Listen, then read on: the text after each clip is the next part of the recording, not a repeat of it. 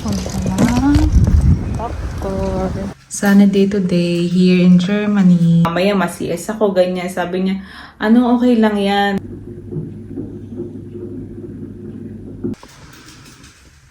Good morning guys. Sunny day today here in Germany. And for today, ano na tayo, 40 weeks and 4 days na tayo. Pero wala pa din tayong signs ng labor. Kaya may termin tayo today sa ating Hebame. Kung saan tayo manganganak. Kasi bukan ending ngayon, Sabado, sarado yung mga praxis. Kaya sa hospital tayo pupunta para sa check-up. So every 2 days dito kinokontrole na yung baby, saka yung mother. Pag ano na, over na sa due date. So, push to muna tayo guys.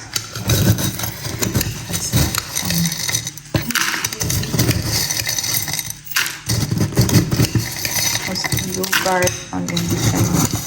Yeah. So, ayan, push to muna. So yun guys, on the way na tayo papunta sa ospital. Kung saan ako magpapacheck up at manganganak. Pero before noon, kanina, tumawag ako mga 8-10 a.m. Kasi tinanong ko kung anong oras talaga ako pwede pumunta para hindi tayo maghintay na masyado matagal. In-advise din naman nila din yun na tumawag muna bago pumunta. Tapos yun nga, 10 a.m. yung appointment natin. Pero 9:35 pa lang. Malapit lang naman yun dito. Ano lang, 800 meters lang. So, paglakad ng buntis siguro mga 20 minutes. Yun. So, on the way na tayo. Siguradong gagawin nila doon is yung cardiography or CTG, urinalysis, siguro ultrasound. Pero sana hindi masyadong matagal yung pag-iintay. Kasi last time naghintay ako mga 1 hour din ako naghintay din sa doktor. Pero syempre hospital yun, may mga nanganganak doon and so kaya kailangan din talaga ng gidult. Pero okay lang, wala naman tayong ginagawa ngayon, naghihintay na lang din naman talaga tayo. So ayun lang, gusto ko lang kayo isama sa journey ko, saka para ma-document ko din yung mga nangyayari sa during pregnancy ko. Diba? Medyo hingal. Laki na niya. Ayan. Ayaw pa niya lumabas. Enjoy pa siya dyan. Yun lang. Bishpeta. So, welcome back, guys. Ayun, pauwi na nga tayo galing sa check-up sa ospital kung saan tayo manganganak. Yun nga, pagdating ko doon, 10 a.m., yun, hinok din agad sa akin yung CTG. Tapos, nag-wait ng 30 minutes. Normal naman yung CTG ko. Sabi niyang doktor, ginugpa din naman daw yung buzzer ko. Sabi niya, mas madami pa daw sa normal, sa Ganz Gut daw.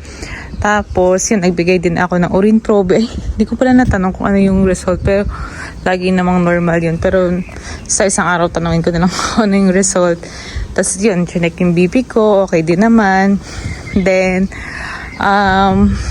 yun, sabi ko, tinanong ko yung Hebame kung ano mangyayari pag hindi pa din pag wala pa ding labor, ganyan. Sabi niya may 6 days pa daw ako. Kasi nga dito, parang pag na-reach mo na yung due date mo, may binibigay pa silang 10 days na pag wala pa ding labor sa kanila i-induce. So sabi nung Hebame ko sa hospital, hindi, may 6 days ka pa, huwag kang masyadong mag-worry. Tapos after 2 days nga ulit ay may check-up ako. Then ayun, tapos nung nakita sa in-ultrasound din ako, sabi nga Ganz Gut nga, pero medyo umikot daw hindi mo umikot, pero nag-side lang onti yung ulo ni baby, ganyan. Tapos sabi niya i daw niya ako. Tapos yun, kinapa niya. Yun nga, medyo nakatagilid nga daw si baby. Pero sarado pa nga daw yung motor mode ko, kaya yung cervix or ano ba yung sa Tagalog, sipit-sipitan. Yun, sarado pa daw. Kasi wala din naman bleeding, wala akong vein talaga kahit yung sa CTG, wala. As in, ruhig na ruhig pa si baby, kaya wala. Mag-iintay na lang din talaga tayo.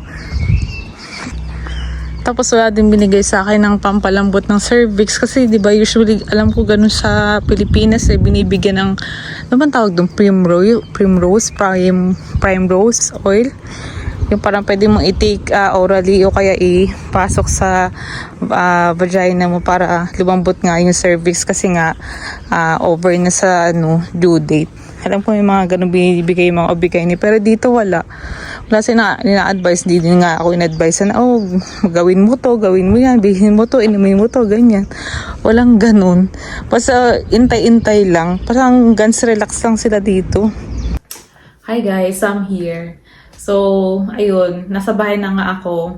Mag-meet schlap sana ako kasi pa lang dito, 4:30. Pwede pa mag-meet schlap kahit isang oras lang. Kaso, naramdaman ko hindi na masyadong gumagalaw si baby, so medyo napapraning na naman ako. Gusto ko lagi siyang gumagalaw kasi feeling ko baka may something sa kanya sa loob kasi nga medyo overdue na. Pero lagi naman ina-assure ng mga doktor dito sa midwife na guns okay lang yan. Sa Pilipinas lang talaga nasasanay tayo na pag lumagpas ka na ng due date, parang ang thinking talaga ng iba na tao, kaya minsan ako din na talagang hindi na siya okay. Kailangan mo na siyang ilabas pag dumating ka na sa due date mo. Pero guys, nga tandaan natin, ang due date na binigay sa atin, yun ay estimated lang. So, pwede siyang lumagpas talaga doon. At yun ay sobrang normal. So, ayun na nga guys, tuloy ko lang yung sinasabi ko kanina sa labas na wala nga binigay sa akin ng doktor ko na gamot o kaya kung anong tsaa or kaya kung anong exercise na dapat kong gawin para mag-start ng labor ko, wala. Basta ang sa kanila is maghintay pa ako kasi nga sabi nga nung Hebami kanina, mayroon pa daw akong 6 days. So, 10 days after ng due date ko, pwede pa akong mag-natural na labor. Pero after nun, pag wala pa din daw talaga, tapos umabot na nga ng 10 days, doon na daw sila mag-start na mag-induce ng labor. Hindi ko lang alam kung paano nila ini-induce dito, kung katulad sa atin nagbibigay na oxytocin din or oxytocin din yung pangalan nun. Dito hindi ko alam kasi hindi ko na muna siya masyado dinetalye. So parang positive ako na baka mamaya mag-start na yung labor ko. Then ayun nga, after 2 days, so sa Monday, kailangan kong bumalik na dun sa Brown Arts ko dito sa clinic kasi Monday na, so open na sila. Kailangan ko bumalik doon para mag-CTG ulit o kaya mag-ultrasound ulit. Siyempre, ganun pa din yung the usual, pasa ng urine, blood pressure, ganyan. Tapos, tingnan natin. Pero tingnan din natin kung aabot pa ako ng Monday na mga anak ako, diba? Malay natin mamayang gabi or kaya bukas mag-start na yung labor ko. So, talagang mag-aabang lang tayo ng pagdating. Ang medyo kina-worry ko nga lang kanina is yung nga sinabi niya medyo nag-side daw yung ulo ni baby. So, tinanong ko kung may possibility pa ba na tumuwid talaga siya or baka mamaya ma-CS ako, ganyan. Sabi niya, okay lang yan. Tingnan natin pag talaga nag-labor ka kung medyo iikot siya. Intayin daw natin yung contraction. So sabi niya, huwag kang mag-alala, ganyan. Kasi pag feeling ko pag nagtatanong ako, parang yung itsura ko talaga nag-worry ako kasi ganun talaga ako guys, pasensya na. Pero 'di ba, mas okay naman yung madami kang tanong kaysa naman yung nananahimik ka na lang tapos pagdating mo sa bahay, ano kaya dapat kong gawin, kung ano ganyan. 'Di ba? Mas maganda na yung nandun ka pa lang, tanong ka na ng tanong kaysa pag nasa bahay ka, wala ka na makausap. Wala ka namang kasama dito kung si ChatGPT lang. 'Di ba minsan si ChatGPT, hindi naman din siya accurate.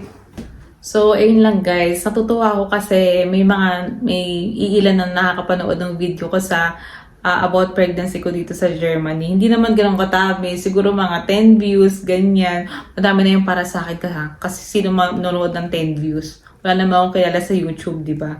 So, na-appreciate nila tapos may nagda-like na din. So, kaya naman ako nag-share ng ganito. Siyempre, gusto ko talaga i-document yung pregnancy journey ko. Then, gusto ko din makatulong kahit papano. Kasi nga, nung una guys, nag-struggle din ako kasi gusto kong marinig yung mga kwento ng mga first time mom dito sa Germany. Kasi madami naman akong kilala sa Pilipinas na nagbuntis na. Syempre yung mga pinsan ko, yung mga kapatid ko, ganyan.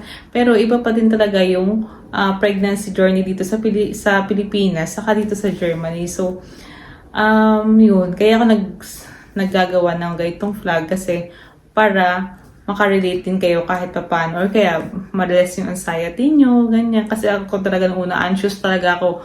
Unang-una pa lang nalaman ko kasi, yun nga, kung napanood nyo yung first video ko, hindi masyadong maganda yung situation ko dati kasi nag-resign ako, tapos nalaman kong buntis ako, tapos may bago akong employer, so hindi ko alam kung paano ko sasabihin dun sa employer ko. Yung mga ganun. So yung mga ganun yung mga gusto kong i-share sa inyo, saka yun nga, para ma-document ko din. So yun lang guys, sana supportahan nyo ako sa journey ko na nito, sa pagbablog. Hindi man pa ako ganun kagaling magsalita, kaya ganun kagaling mag-edit, mag-video, or kung ano yung mga sasabihin ko. Kumbaga alam ko hindi pa synchronize yung YouTube channel ko. Yun, sana supportahan nyo. So, yun na yung gusto kong i-share ngayon. Siguro mamaya mag-exercise ako, mag-yoga, ganyan. Tapos, tuto ko ng pagkain para sa dinner namin. Tapos, after nitong vlog, mag-edit ako saglit. Then, punta ako sa labas, mag-grocery ako onte. Tapos, lakad-lakad, painit. Kasi maganda pa din talaga yung weather sa labas. Nga pala guys, nag-take ako ng konting video dun sa loob ng labor room. Syempre, medyo force-ish tayo. Pero gusto ko ipakita sa inyo kung anong klase yung labor room dun. Isa lang to sa mga rooms dun sa labor room. So, simple lang siya.